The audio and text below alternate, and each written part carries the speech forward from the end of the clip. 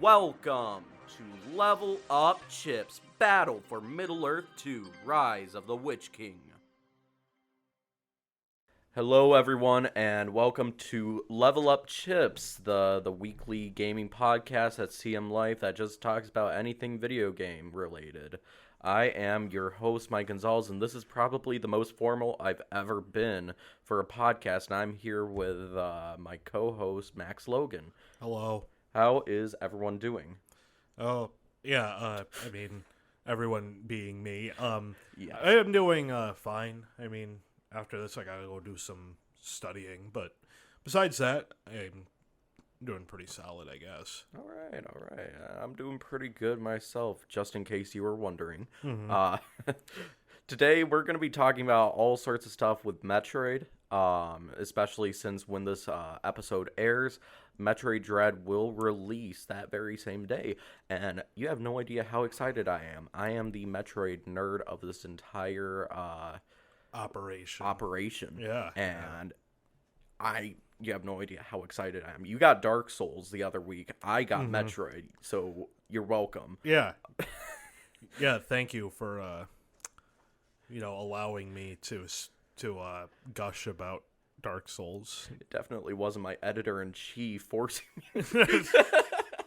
He never actually does. I just love to pull a little fun about that. We do a little trolling. Let's get into some of the gaming news for this week. So there's not that much, but at the same time, there is a lot. A lot of stuff that's kind of low-key, but at the same time, very exciting. One of the biggest things that happened just like yesterday, I think, for us, was the fact that Sony acquired Blue Point Games. Yeah, which is a developing house that made the remake of Dark Souls and Shadow of Colossus? Demon Souls. Why did I say Dark Souls? Oh my gosh. Yeah, no, Dark Souls Remastered was handed off to just some studio in, I think, China. Really? Yeah. It's just, I don't know. But why did they give it, Dark Souls is, already beloved. Why did they just decide hey, for PlayStation and Xbox users, it just let you play the game on modern consoles, which I appreciate it for. But anyway, Blue Point. Yeah, they made the Demon Souls remake, which came out on PS5, the Shadow of the Colossus remake, which came out on PS4, I think it was 3 years ago. Or was it 4? I forgot. Probably 3. And then they also made the Metal Gear Solid HD collection that released on PlayStation 3 a while ago. Oh my gosh, I forgot all about that. I actually have the 360 version of that collection. And that was actually really good. I actually remember thinking, okay, this is a good way to actually play some of those games. Right, yeah. So I'm really excited about some of the games that they'll be developing. Do you think you have any idea of what kind of games they're going to be remaking potentially? If not, make a whole new IP. Well, considering, their whole specialty is kind of remastering and remaking things, I'm thinking, again, it'd probably just be a PlayStation IP from back in the day. So what are we thinking, Bubsy 3D? Max is giving me this very angry look right now, if you're wondering. No, it's more...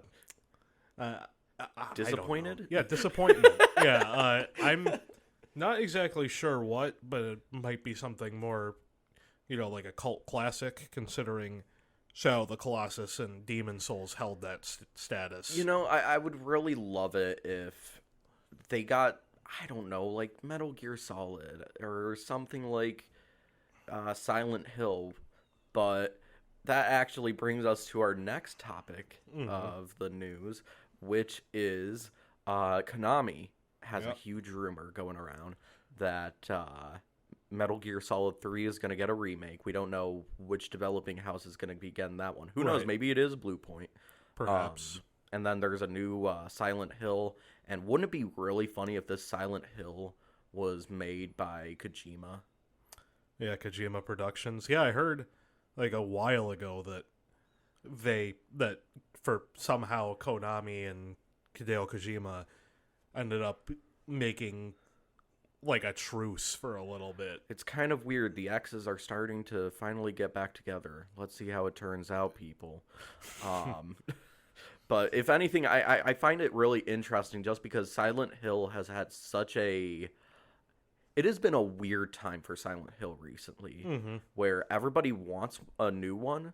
At the same time, any chance that we got a new one back in like the 360 era, Right. that wasn't good. Yeah, the collection. The collection, what was it? That one about, what was it? Like Silent Hill Homecoming? Yeah, that one. I haven't ever played it, but I heard it was... I tried Not playing good. it. It wasn't good. Okay. Just letting you know. All right. I didn't get too far, so I don't know. Maybe I'm wrong. But I would also want to bring up, do you remember, what was that one company where there was all these like conspiracy theories going around that Hideo Kojima was working with like the people who made The Medium? Oh, yeah. Yeah, I remember that. Yeah. There was this whole conspiracy theory going around that like this one person who looks kinda similar to Hideo Kojima, but not really, was actually Hideo Kojima, just like photoshopped to look like a different person. And then like it was actually gonna be Silent Hill, and I don't understand it. Silent Hills, specifically. Is it Silent Hills? Yeah, the one with Norman Reedus in it that got canceled, and then Kojima took his Norman Reedus and put him in Death Stranding. Which, actually, you've been playing a little bit of that. Yeah. The director's The cut. director's cut just came out. It's pretty good, I'd say. Having a little fun with that, so that's always nice. Yeah. And another little rumor that they are doing for Konami is potential new reimagining of Castlevania, the whole series. Yeah. Which... I think it was a rumor of, like, the... No, I think it was just a suggestion I saw on Twitter. Somebody was like, oh, this is what it should be. And yeah, there's all sorts of stuff that it should be. What I always thought for Castlevania, what they should be going towards, is actually the look of the animated series of Castlevania. Oh, yeah. I would love it if... God, I would love it if we had, like, even a fighting game that looked like that. And wouldn't it be really, really fun if they got Arc Systems to work with them, you know, to make a fighting game for the Castlevania series? It has that same look of the animated series, and you just got all your favorite characters just duking it out. Can you imagine, like, Dracula, like, I don't know, being able to actually die to Trevor Belmont? No, it'd have to be canon, so Trevor just punch him like 3 times, and then Dracula's like, "Oh, you must be a Belmont, huh?" Boom. Those were. Yeah, but yeah. So that's all the Konami rumors, from what we can tell. Yeah, and we have one final thing that we want to talk about, and this one's actually pretty big. So I guess I kind of lied a little bit about saying it was low-key stuff. This one's big because this is going to be the final Smash Bros. Character. It's going to be announced this upcoming Tuesday, but for you listeners, it's going to be 3 days ago. 3 days ago. So if anything, you're going to be listening to this and seeing, wow, this aged very poorly, or... Oh, man, wow. These guys were prophets. What was going on in this podcast room? Uh-huh. But, yeah, no, we have Masahiro Sakurai in the corner over there. Hey there, buddy. How's it going? I love not having a camera. Yeah. It's I don't know what it's going to be. I don't know who the character is going to be, because right now all the leaks are saying that it's Sora from Kingdom Hearts, and I don't want that personally. Yeah, I mean, somebody on 4chan, I think it was. 4chan? Yeah, 4chan. Yeah, they said they predicted the date correctly, but, you know, there's no saying that they predicted the character. So Sora still might be off the table. I mean, but I'm still already... saying the worst case scenario is Cinderace. Would it be the worst case scenario? Yeah, I think so. I don't know, man. What would happen if the Fortnite Jonesy actually came around? That would be hilarious. Okay, now I see your point. Okay, so you're saying that if it was Jonesy, then it would actually be so funny that it was actually like a good time. But with Cinderace, It's just so boring that it was like, oh, I could have seen that coming. yeah, exactly. But like, it's just one of those repressed corners of your mind being like, I don't want it to happen, but my God, it could actually happen. Either that or I don't know, they'll just revoke they have to come from a video game rule and just be like, What, Goku? yeah, Goku. Oh, come Goku on. and Smash. We are not having Yeah. Goku in Smash Bros. No, I'm just joking. If that would be wild. Yeah, I mean, that'd be insane if it did, but no, it won't happen. if it happened, then I'll give you $5. Okay, that works. You don't have to give me any money. Yeah, okay. Okay, yeah, good. Glad we know the I just weird get rules. I just get Oracle points. Cool. Yes, exactly.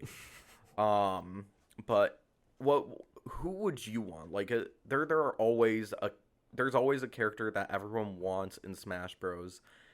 And I always am curious what you would want. I think we've gone over this before on Level Up Chips, but Yeah, I wanted Dante, but that's not gonna be a thing. that aged poorly before we even talked about it. I also wanted Monster Hunter, but that also aged poorly. I honestly didn't really want anyone else in particular. No? I mean, I started playing No More Heroes a few days ago. I was like, oh, Travis Touchdown would be cool. Oh, yeah, wait. he's a me. Yeah. He's already a me, buddy. Yeah, literally all three of my character,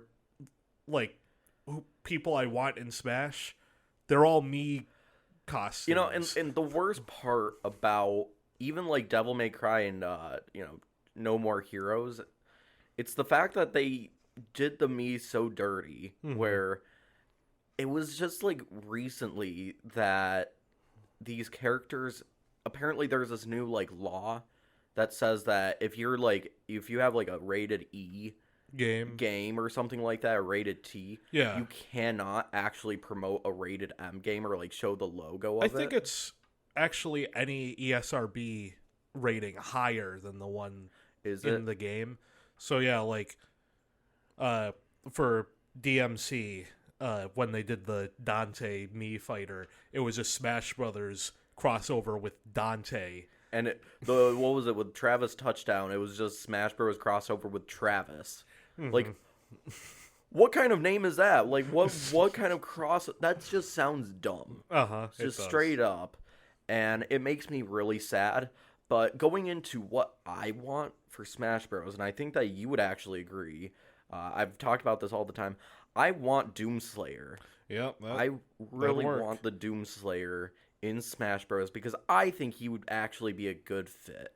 Yeah, I mean, Bethesda does seem to have been worming its way into Smash with the Volt Tech? Yeah, the Vault Boy and I keep seeing that, but at the same time, it does worry me. That he'll be one of them. That he'll be one of them, but also, I'm not gonna lie, it just seems like they aren't gonna do it just because if they were to have Doomslayer as an actual fighter, then it would be appropriate for them to have, the Fallout stuff. Yeah, the Fallout. Introduced for, the Mii fighters during that presentation. So why do we already have, Dragonborn and Volt Tech Boy and stuff? I mean, hey, if Bethesda does end up getting its way into Smash Bros., then we'll have the Skyrim battle music, and then you can say "Never should have come here" before you fight. Before you fight someone. I would love that, actually. Oh my gosh.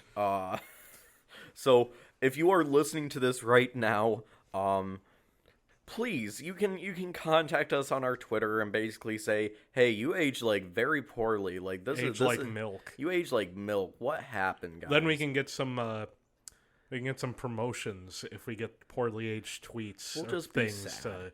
We'll just be sad. If we get them to post our thing, we get more traffic, right? All right, people, you know what to do.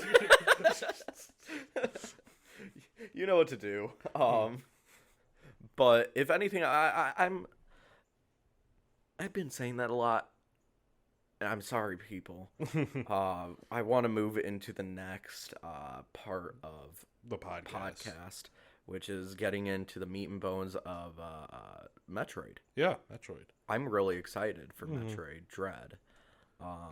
But I don't think that a lot of people really know too much about the series as a whole. Yeah, it's one of Nintendo's, like, lower sellers. It's one of the lower sellers, which... Especially in Japan. Like, really? it doesn't sell, like, well at all in Japan, I thought it sold well for the 2D games, but when it came to, like, the first-person, Prime games, that's where it sold, like, really garbage. bad. Yeah. I don't know the numbers specifically, but it's definitely not as popular in Japan as it is in the West. And I've even gone around, like, I used to have, like, a little YouTube channel called ResiRap, just to plug it. Yeah. And I remember I did a little research on the sales of that game. And basically I was talking about WarioWare Smooth Moves and Metroid Prime 3 Corruption. Yeah. And the biggest thing about that is WarioWare sold better on the Wii than Metroid Prime 3 Corruption. Oh, Or actually, no, I think it was like maybe 0.2 less. mm-hmm. So it was like maybe like a couple 100,000 less. Yeah, it was still getting like... It took forever for them to get like a whole brand new game that wasn't on the Wii U. Right. But Otherwise, Metroid. it was like reimaginings of the game. Mm-hmm. And then with Metroid, again, yeah, it was like... God, I want to say it was only like 1.3 million. Like, that was it for Metroid Prime 3 Corruption, yet somehow it got Metroid Other M, which kind of killed it for a little bit. Then it got Metroid Prime 4, now it's getting Dread. Also Return of Samus. And Return of Samus, which is wild to think about, It just seems like it's gotten more love than WarioWare, and I was wondering, like, why is that? Why is Metroid just always coming back? I mean, I'd say it's because it's one of Nintendo's, like, legacy franchises. I think Smash Bros. Probably saved it a little bit. Yeah, that too. I mean, there was a game on the Nintendo 64 that was planned, but then it was scrapped, so... And they just happened to put Samus in Smash on a whim. And can you imagine Metroid Prime being on an N64? Ugh. Anyway, if anything... I'm sorry. I yeah, keep if saying that anything, again. right. If anything. No, for the narrative stuff of Metroid, I think that Metroid is such a, yeah, like you said, a legacy type of game for Nintendo, but also I can only imagine they want to bring this back because they've been seeing a resurgence of Metroidvanias, especially in the indie scene.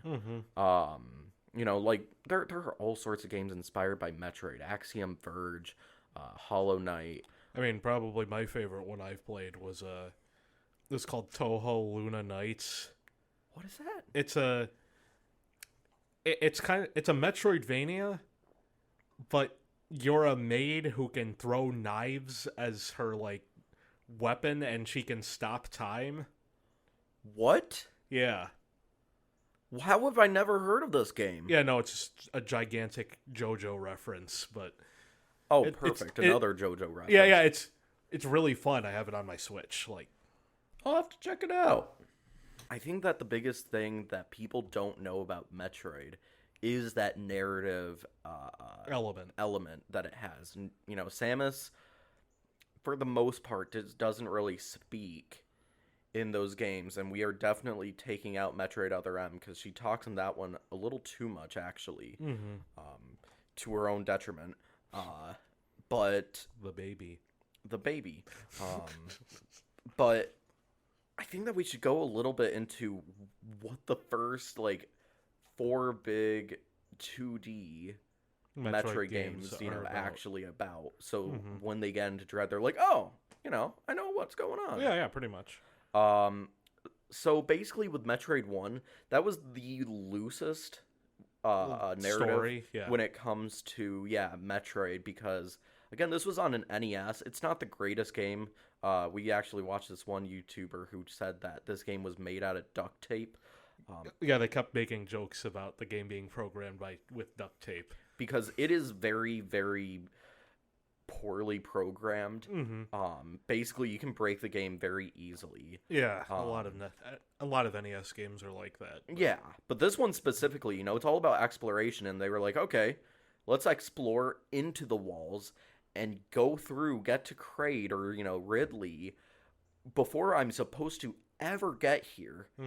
People can finish it so quickly, and it's always been one of those games that, other than Doom, I'd say this one really kickstarted speedrunning. The Metroid series. Maybe not NES, but Super Metroid. Yeah, definitely. Super Metroid definitely.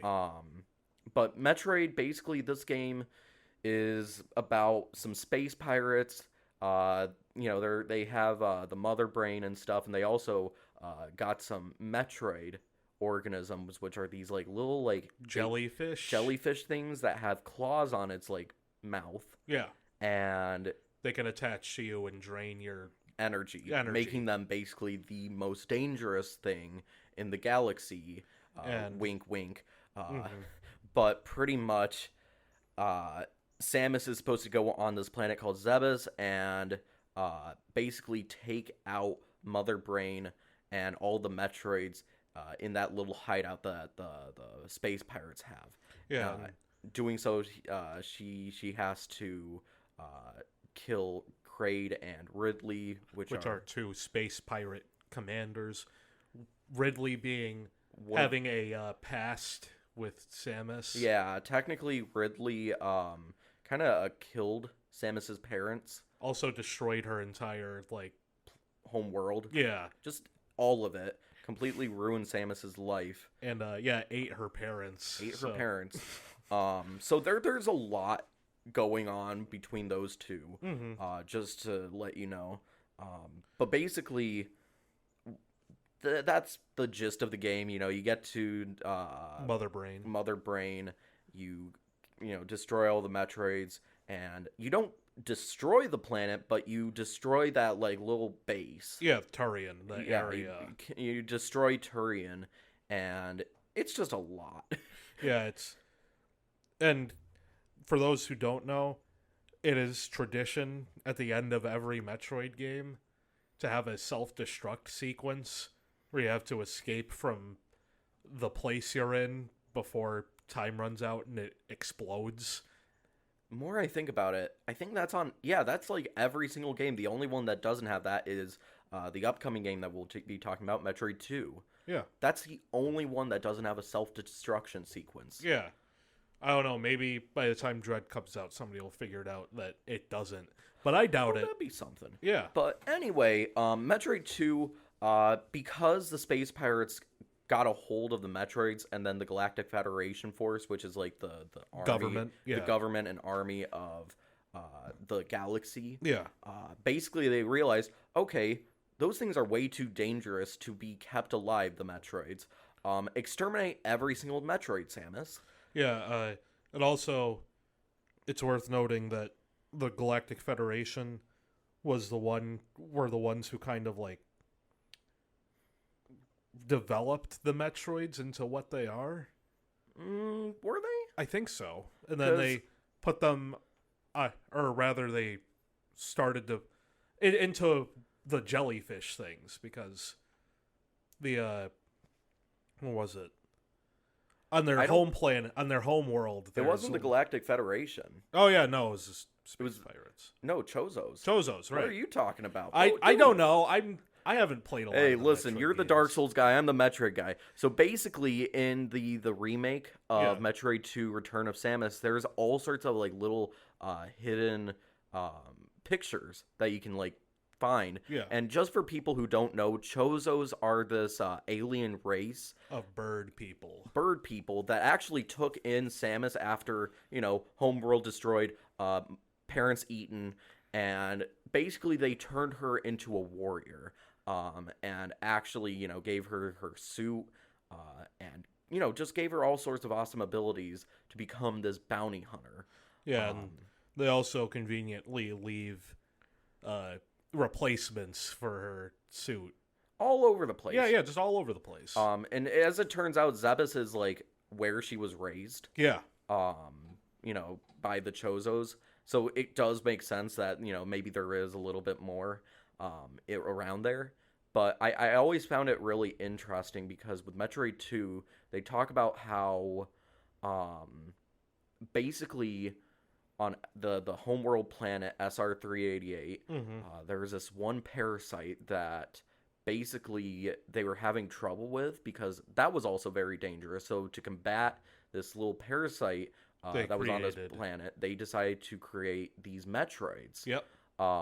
And, things were going all right at first. It was like, oh, we can finally, go around. This, yeah. And then they realized, oh, crap, the Metroids, they're starting to evolve. Yeah, so, like, that's not good. Yeah, like, we can't control them anymore. We can't control them anymore. So they decide to seal up the Metroids on this planet and just pretend that never happened. Just never did. Until the space pirates came along. Yeah. And got their hands on a few of them. The other thing that happened in Metroid 2 is actually the research team that went there, the Chozos and everything. They called in this, like, army, what it seems like, or, like, basically the big leaders of the Chozos to be like, hey, something went on with SR388. Could you help us out? And you see this picture of all the research developers of the Chozos dead because apparently the big leaders of the Chozos, I don't know, maybe it was like this whole like Area 51 thing where like they know too much and they were like, okay, take them out, they're they're done. And that, basically when you get into Metroid 2, you find the rest of the Metroids, you exterminate all 50 of them. That's it, there are only 50, including the mother Metroid, the Queen Metroid. And then there's just one left, but one single Metroid left, this little baby. And basically this baby Metroid realizes, oh, Samus must be my mother. Yeah, it sees Samus as its mother, and then she just takes it and decides to give it over to the Galactic Federation Force for research, to figure out what's going on with these Metroids, what's actually happening inside them. And it's really funny because that goes into Super Metroid, where she probably shouldn't have left a Metroid with a bunch of just unarmed researchers. Because pretty much as she left, immediately there was this emergency distress SOS signal. Yeah, this SOS signal, and she was like, oh, great, what happened now? Ridley happened. Ridley destroyed everything around there, killed all the scientists, and took the baby Metroid. Back to Zebes, where she has to go around getting deeper into Zebes, fighting Kraid, Ridley, and a few other bosses, which that's always fun. Yeah. And that's where Metroid really hit its stride. And everybody loves that game because it actually had a non-linear function, yet it still had like a fairly linear steps. But the cool thing about this game is the fact that while it does have like okay, you got the high jump, now you can get over to this place where you can reach it, and now you can get the ice beam, and now you can do that. You can do all those steps. But there are some people who learned, hey, I can wall jump on something. Yeah, I don't even have to get the high jump. I don't have to get the high jump. I can just get the Various suit immediately. Yeah. Pretty much before anything else. I mean, one of the most well-known things to get something early is one of the techniques is damage boosting yourself up to an energy tank or really early in the game just so you can have some extra health. What a wild time. This game really set up what speedrunning is going to be like, and how it probably took until Super Metroid that they realized, oh, I think a lot of these Metroid games can be broken and just exploited. Dissected and exploited to meet some pretty crazy times. Yeah. But basically, yeah, later on in the story, we should probably get into that just again. So Samus figures out that Turian got rebuilt, and So that the space pirates made their own like fake Mother Brain yeah, they basically recreated Mother Brain because the or made original a Frankenstein, basically. yeah, the original was Chozo technology that they just stole. Woo! Gotta love Chozos and all the dangerous stuff that they made. We hope this doesn't fall into the wrong hands. They were like the smartest beings of all time in that galaxy, I mean, thus hey, creating like basically nuclear bombs anywhere they could. I mean, book smarts doesn't make you street smart. And that's a quote from Max Logan, people. But yeah, basically, the Metroid, Baby Metroid, is actually like released. It basically escaped from Ridley and was found in Turian, and it just went huge. It didn't evolve at all. It just became huge. It became the Super Metroid. It became, my God, why would you do that? Why? Oh. The Super Metroid, yes. And when you're in Turian, basically, it doesn't recognize you for a minute. It's like basically like it nearly kills you. It nearly kills you. You have like one like energy piece of left. Health left. And then it's like, oh, Mom, what you doing here? And later on, it just kind of like goes off. You try killing Mother Brain. Mother Brain becomes this huge body Frankenstein thing. Yeah, they added a body to like it. a huge mech. Mm-hmm. And it uses this like hyper beam on you, and it nearly kills you, and you're just like huffing and puffing. You're like, how can I do this? How do I defeat it? And then that's when the baby Metroid, last minute, just like saps Mother Brain's energy and gives it to you. Just gives you all that energy, and you're like, oh man, that's so great. And then Mother Brain comes back, kills the baby Metroid, which I remember I was like tearing up as a kid, being like, no, you can't do this. And then basically the little bits of the Metroid kind of soak into Samus's suit because, again, this is all Chozo technology. More than likely, the DNA was like probably meant to go soak into that suit. And basically it gives pay attention to that detail. It's very important. Yes. That was a little crunch from a cup, but that's besides the point. Basically, Samus gets the Hyper Beam from Mother Brain and the Metroid, kills Mother Brain, goes through the evacuation sequence, saves these animals that were kind of helping Samus out throughout Zebes, and that's basically the end of Super Metroid.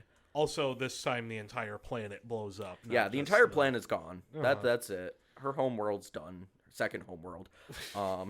And we move into the final game of the 2D series so far, which is Metroid Fusion, and which Mike just played. I just finished all the Metroids, actually, Prime and all the 2D games, so I'm very excited to get through Dread. I mean, you just recently beat Fusion. Like, literally last week. Mm-hmm. But anyway, you remember that, like, parasite I was telling you about, that the Chozos were just kind of like, hey, we need to make the Metroids. Yeah, we need to contain them on SR-388. Well, basically, Samus was supposed to go on this little, like, expedition with the Galactic Federation force on SR-388.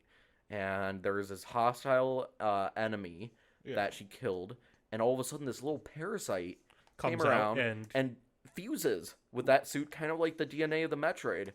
And basically, that's the X-Parasite that the Chozos were having problems with. And now that there are no more Metroids, there's... Basically, she's dying. Yeah. She is, like, getting absolutely destroyed by the X-Parasite inside.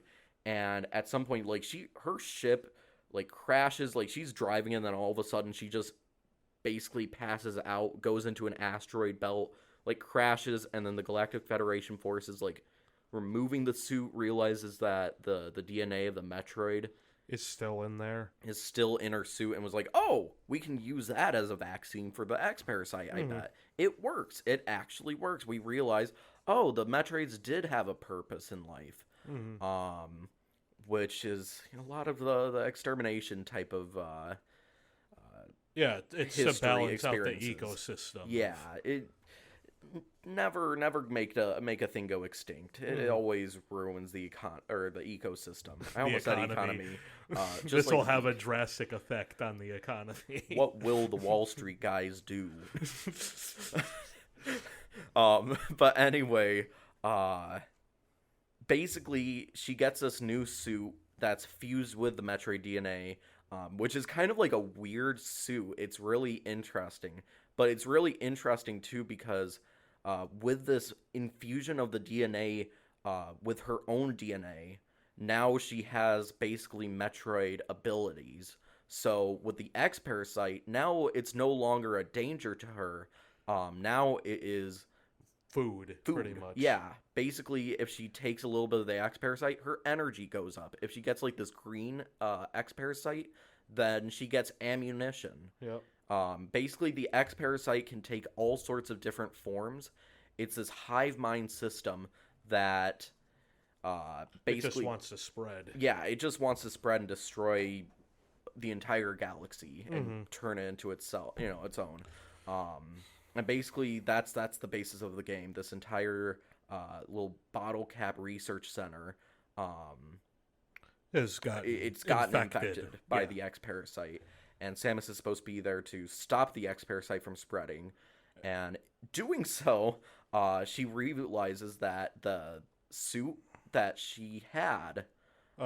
because the X Parasite made contact with it. Yeah, basically fused with that, duplicated itself and turned into SAX, a Samus X clone, and it has every single ability from that Super Metroid she had in Super Metroid.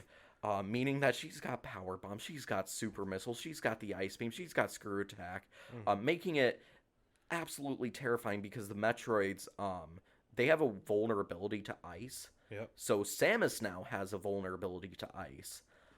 Basically meaning that any time that she got caught by Samus X and the Ice Beam is used, she's frozen. Basically, that's it. That's it. She's kind of dead. You had to get like the Varia suit version of the fusion suit, to protect it from all the ice stuff.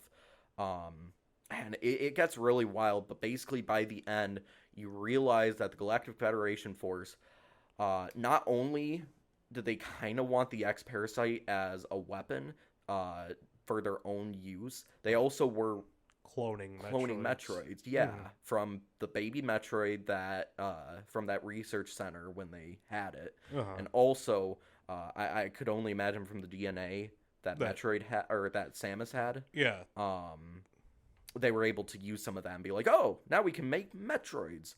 And use them as weapons of war. So it's terrifying because basically this entire center that you're in Fusion has both X Parasites and Metroids now, making it the most dangerous place on Earth, or in the galaxy. So basically by the end, you destroy the Samus X, and then, wait, you figure out first that there are many more SAXs? There are like 10 Samus X's on this ship. Yep. Like, straight up, they all duplicated into, like, exponentially. And then you just figure that the best way to get rid of this would just be to crash it into the planet that's nearby. So, basically, in the final moments of the game, you're trying to find your ship. It's gone for some reason. And... basically, this Metroid, the alpha version of the Metroid. I thought it was the Queen. No, that wasn't the Queen. The alpha version is like the one that claws, has like a full like it's bipedal. An alpha Metroid shows up to try and get you. So. Exactly. So basically, you're getting destroyed by that, and it has that baby Metroid moment where the Samus X for some reason decides, that's a Metroid, I gotta destroy it, and tries helping you out. It gets destroyed too, and then you infuse with that Samus X. Yeah, you reabsorb it and get your old suit back. You basically, you get all of your old abilities back, which is one of the big... It's really cool because once you get into Dread, she has like a whole new suit that's still the fusion suit, but because she got fused with the Samus X with all the like, actual Machinery. like machinery, Mm-hmm. now it's no longer this like almost Organic. organic look on her. Now it looks much more Traditional. yeah, mechanical. Uh-huh. Which is really really neat how that fusion suit works. Mm-hmm. But that's where basically we're at, and also the ship it comes back. As it turns out, the animals that you saved in Super Metroid, they were on that same ship in Fusion. And they piloted it They somehow? piloted the ship somehow, and they saved you because you saved them. Mm-hmm. And it's really funny because technically you could kill the animals. Yeah, in you could just Super leave Metroid. them You could to just leave die. them to just explode. And it's really funny to think that technically saving them is the best way and the canon Yeah, way. the canon path. I'm curious what they're gonna do for Dread. Are they gonna come back? What's gonna happen? Am I gonna go around this planet and be like, "Hey, it's you again"? Yeah, but from what we can tell in Dread, because we haven't really seen that many spoilers. Yeah, I've been avoiding a lot of the It's- trailers. Yeah, I think I saw something Nintendo said. It was like, oh, well, the X-Parasite is still on a planet. So, Yep. So the they X-Parasite's still around. So they send in these robots that are controlled by an AI called Emmy to go take care of it. I wonder if this is the same planet that the bottle cap. Yeah, landed on. Yeah. I mean, yeah, that makes sense. I don't think blowing up something would get rid of the X-Parasite. the X-Parasite's way too resilient for something like that. Yeah, so they send in these robots, and all of a sudden the communications are cut off, so they send in Samus to go take care of it. So basically, instead of having basically in Fusion, the Samus X encounters were all scripted. That's not going to be the case with these Emmy robots. That's what they're called, Emmys. Yeah. These things are just like Samus X in the case of they're just following you all the time, and you have to be really stealthy. And if they do get a grab of you, more than likely that's it. That's an insta kill. There is a way to counter them. Apparently, There's always a way, but again, it's very difficult from what I've heard. Yeah. Of course. And that's where I'm really excited for, because with the Metroid 2 remake, this is the same developers who made the remake that are making Dread. And I'm really excited just because it was a good game. Mm-hmm. It was I would say it's a good game. It had a lot of balancing issues in terms of enemies. Damage. Because there were a few boss fights where it's like, oh, one hit took out 3 energy tanks. You can only have Why? so many, so... Yeah, there were not to mention the corridors of Metroid 2. It wasn't their fault that they were boring. It's a Game Boy game originally. Yeah, the corridors were really boring. Yeah, from 92. Yeah, It was the same problem as, I don't know, Fire Emblem Echoes. You can't really complain about it. Yeah, exactly. You can't, give... NES strategy maps aren't very You can't exciting. give the developers crap about what happened in the 90s. They just have to remake it. They just have to remake it. So in this case, I'm looking at it. I'm very excited because I did like the counter system in that game. I think that it did have more skill than any other Metroid game, despite, other than the speedrun community. Right. So seeing a lot of this stuff, I'm excited. I'm really excited because I think I saw the Shine Spark at some point returning in Dread. That was one spoiler that I unfortunately saw. I've never seen a Shine Spark in 3D. I just saw a glimpse of it, but Look good? it looked good, and I'm very excited because what's that going to look like? Hey, That just seems like a crazy time, especially if it's going to be a 360 movement type of feel. We've also never seen the speed booster in 3D except that one game we don't talk about. They did a good job with that effect in Metroid Other M. Yeah, they did.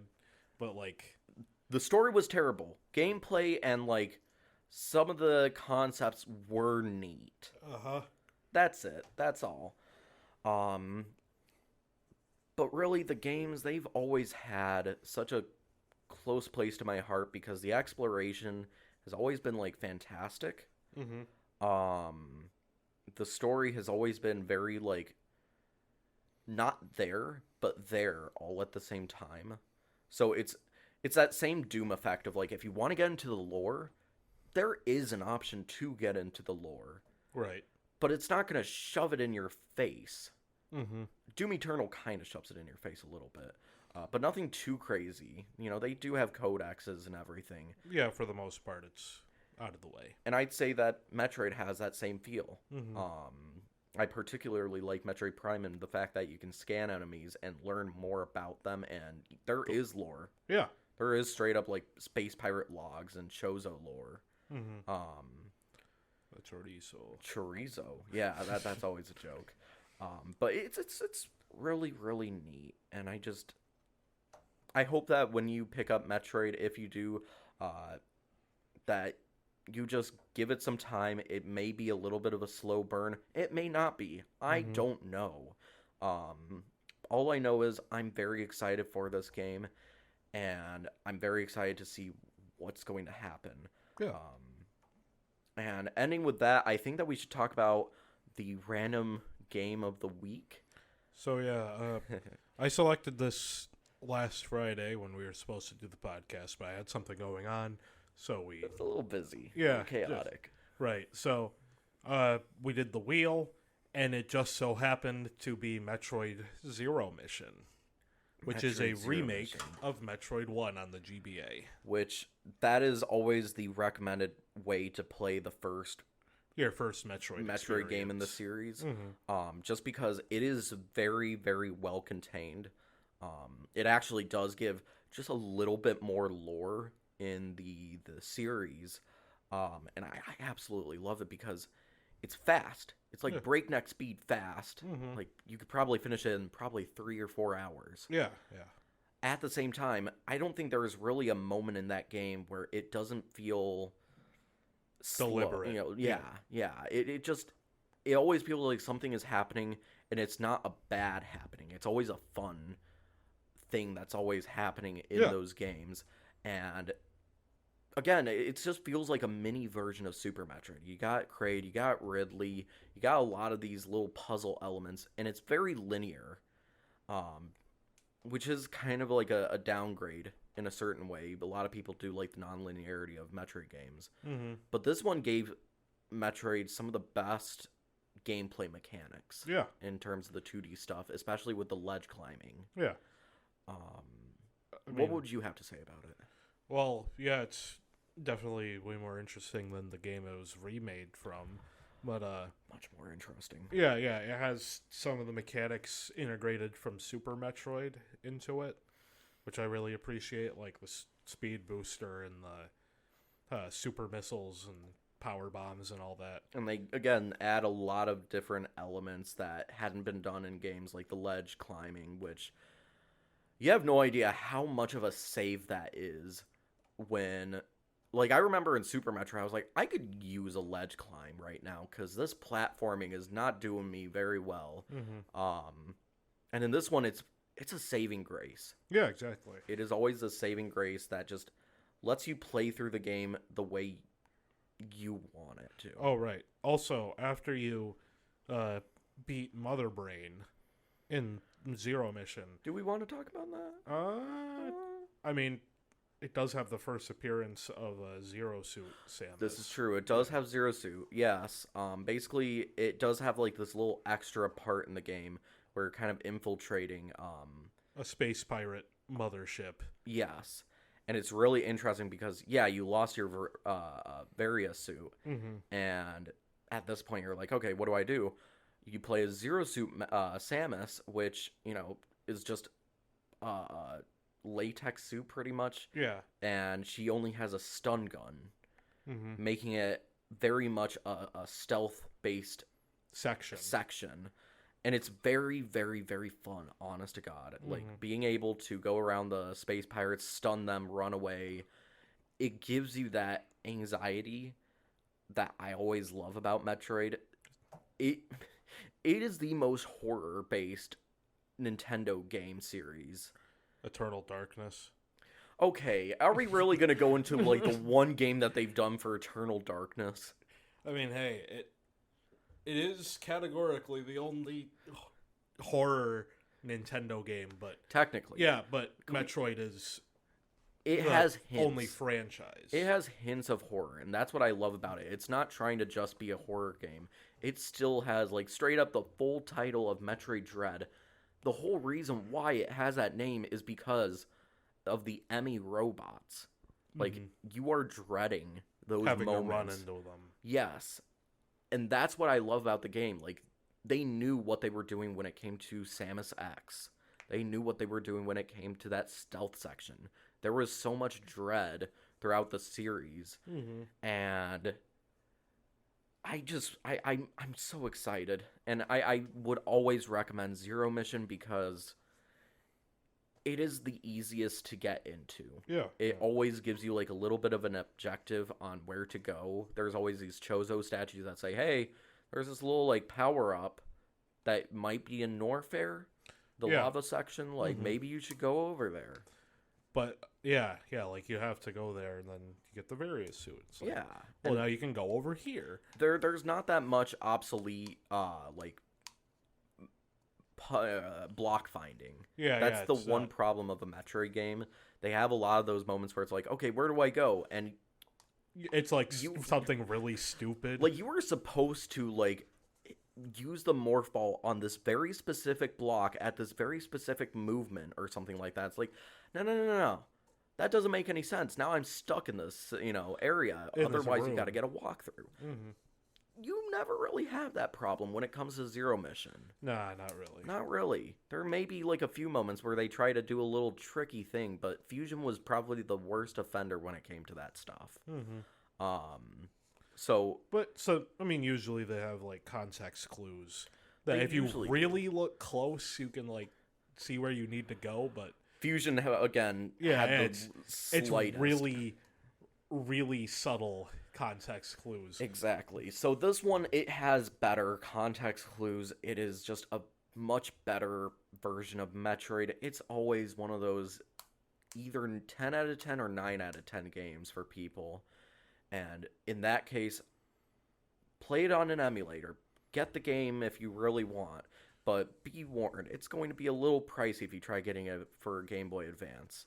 Yeah. So do whatever you think is right. I think it's also on the Wii U if anyone plays. It's on the anyone virtual has console. One of those. Yeah, if you really want to get that system, then yeah, it's definitely on there. So in a certain way, that's all we really got. But we always recommend Metroid. Right. It is such a great game series that I feel like has always been overlooked by Nintendo fans. Especially when it comes to Mario, Animal Crossing, and The Legend of Zelda. Yeah. Hell, even, what was it? The Japanese store for Nintendo. That's literally what they have. Like, they have all sorts of different, like, spokes mascots or, like, spokesmen in a certain way for Nintendo or mascots. And it is actually just Mario, Link, Isabelle, and an Inkling. Yeah, I was thinking, why not Pokemon? But they have their own store. That's a whole other topic. And in fact, we'll be doing largest multimedia franchise of all time. I think we'll be doing a Pokemon episode this season. But in the meantime, we'll try doing that PS5 episode if we can. We got a special host coming around, and hopefully he can make it. But otherwise, stay tuned and hope to see you next time. Yeah. All right. See ya. See ya, guys.